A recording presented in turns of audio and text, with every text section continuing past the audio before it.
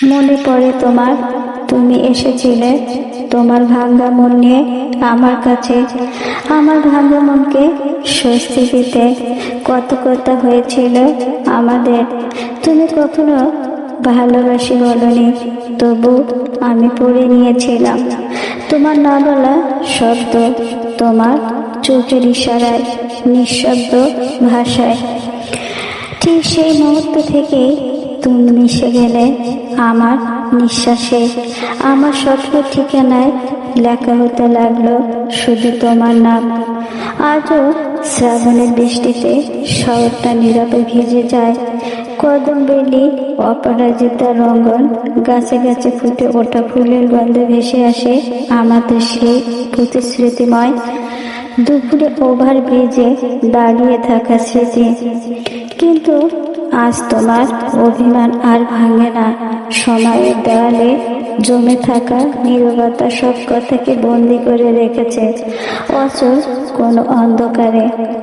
হাজারোটাকেও খোলে না তোমার হৃদয়ের জানালা।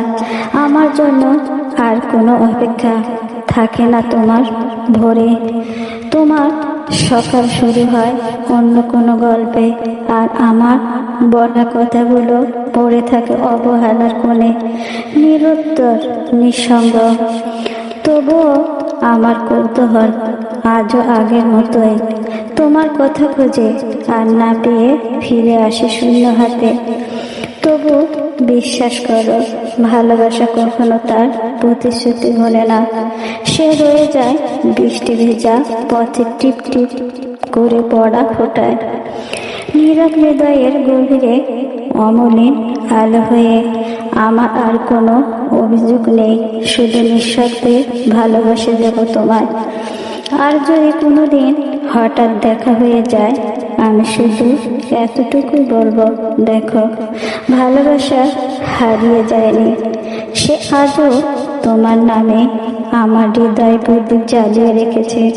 কারণ সত্যিকার ভালোবাসা সময়কে হার মানাতে জানে, দূরত্বকে আলিঙ্গন করতে জানে, আর অভিমানের দীর্ঘ অন্ধকার পেরিয়ে একদিন ঠিক পৌঁছে যায় দুটি হৃদয়ের চিরন্তন মিলনের আলোয়।